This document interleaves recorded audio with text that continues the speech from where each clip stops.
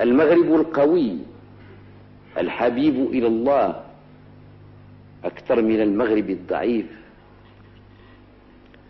هو الذي ستصنعونه بأيديكم حضرات السادة. ستصنعونه لأنه القوانين تنقسم إلى قسمين، منها ما يعطي أكله في الحين، ومنها ما يعطي أكله على عشرات السنين.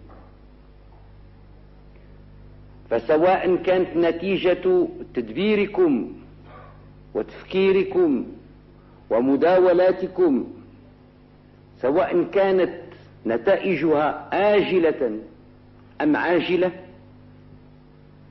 فستكون تبعاتها عليكم وعلى المغرب الغد، ذلك المغرب الذي نريده قويا ليكون حبيبا إلى الله. فستعرض عليكم في هذه الدورة عدة مشاريع، منها 3 مشاريع ستعرض عليكم من طرف الحكومة تتعلق بكيفية قريبة جدا بالموضوع الذي طرقناه السنة الماضية.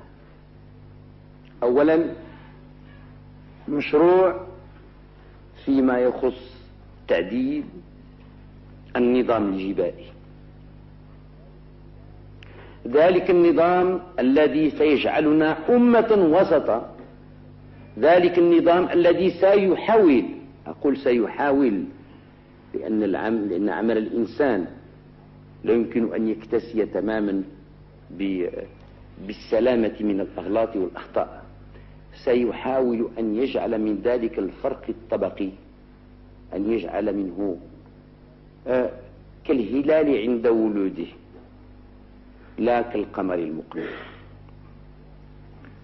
مشروع القانون الثاني سيتضمن كذلك النظر، وأقولها هنا وأنا أعلم ما أقول، النظر في إعطاء المنح لأي أحد من طلبة أو التلاميذ المغاربة، وهذا كذلك من القضاء على الفوارق الطبقية. ثالثا، مشروع قانون سيطالب بعض المثرين منا جميعا المغاربة أن يؤدوا زيادة على الضرائب الزكاة،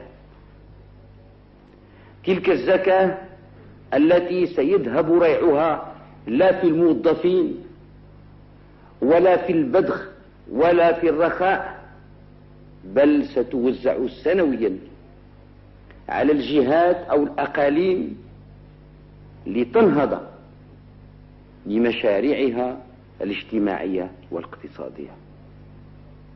وهذه مشاريع قوانين دون الأخرى ركزت عليها هنا لأذكركم بأنني لم أنسى خطابي بالسنة الماضية، وأن توجيهاتي كانت دائما للحكومة حتى تهيئ مشاريع قوانين ترمي إلى أن تجعل منا تلك الأمة الوسط لا إفراط ولا تفريط.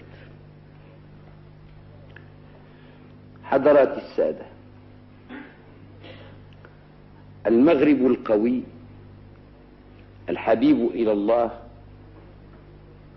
هو المغرب الذي سيمكن نفسه من حمل كتاب الله ورسالته وأخلاقه إلى غيره، ولن نحملها إلا بالعقل والتعقل والعلم والمعرفة والإشعاع الروحي والبشري والتسامح والتساكن. فنشر كلمة الله بالقوة وبالسيف فات عليه الأوان. أولا، لأن ديننا لا يحتاج إلى إكراه، لا يحتاج إلى إكراه، إنه محبب إلى كل ذي عقل وكل ذي تمييز. ثانيا، لأن الإسلام قبل أن يكون دين عبادة هو دين أخلاق، وإذا كانت هناك ديانة تدين بالتسامح فهو الإسلام.